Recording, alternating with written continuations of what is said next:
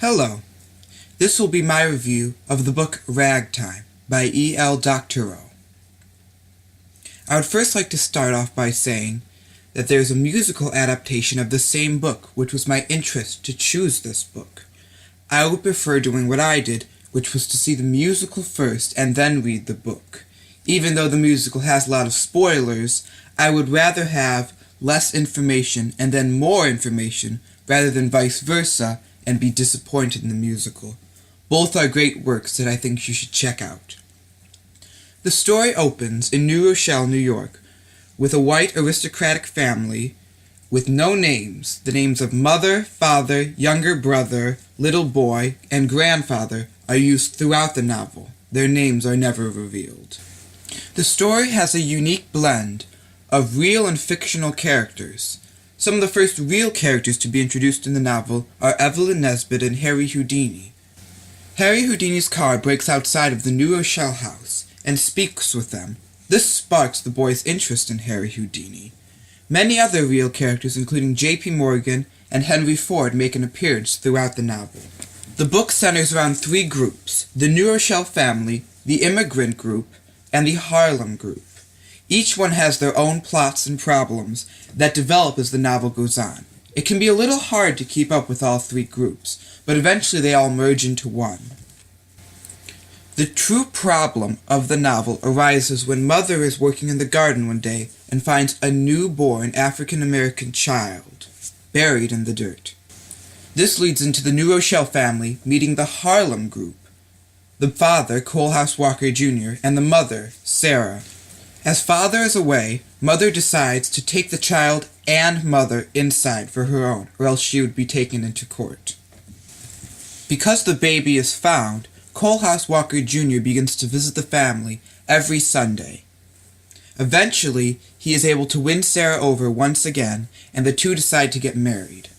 One day, when riding in Coalhouse's Model T, they go past the Emerald Isle Engine firehouse, where some volunteer firemen harass Coalhouse. When he goes to find a policeman, they vandalize his car in a multitude of ways. Coalhouse is furious and goes on a rampage, demanding justice, but refuses to find an attorney that will represent him. Once Coalhouse Walker quits his job as a ragtime player, he and Sarah spend all their time fighting for equality. Eventually, Sarah attends a presidential rally, where she frantically waves her fist trying to get his attention. However, she is mistaken for an assassin and is beaten.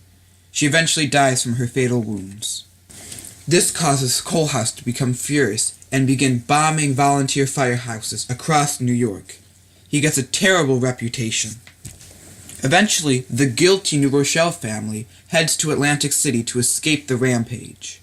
There, Mother meets Tate, an immigrant who began in the scums of New York as an artist, and is now a wealthy movie maker.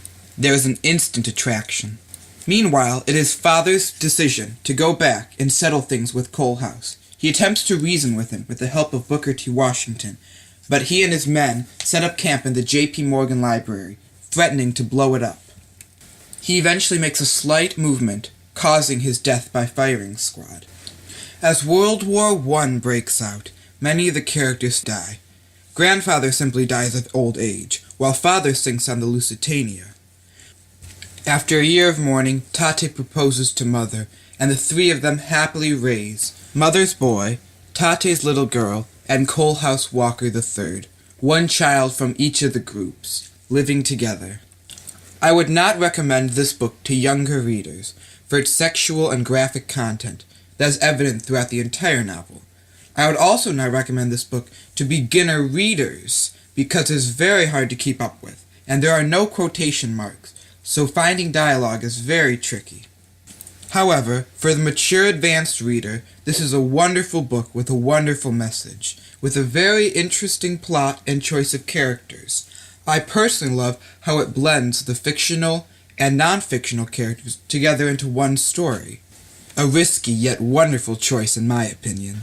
The novel features a lot of history we've talked about centering around the immigration boom. The novel is set in 1906 and includes many real figures, monopolies, like we've talked about. J.P. Morgan and Henry Ford are two examples. Other real characters that make major appearances in the book are Booker T. Washington and Emma Goldman. Other things, such as tenements, Ellis Island, and the assassination of President McKinley, make appearances in Ragtime, along with the inevitable coming of World War I. There are a few things, however, we discussed about the early 1900s that do not make an appearance in Ragtime, such as Tammany Hall, yellow journalism, the ideas of the Progressive Party, and horrible factory conditions.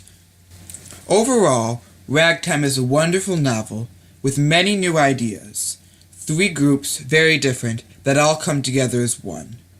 The novel focuses on seeing eye to eye, equality, and fighting for what you believe in. Wonderful themes that I believe will still help readers today.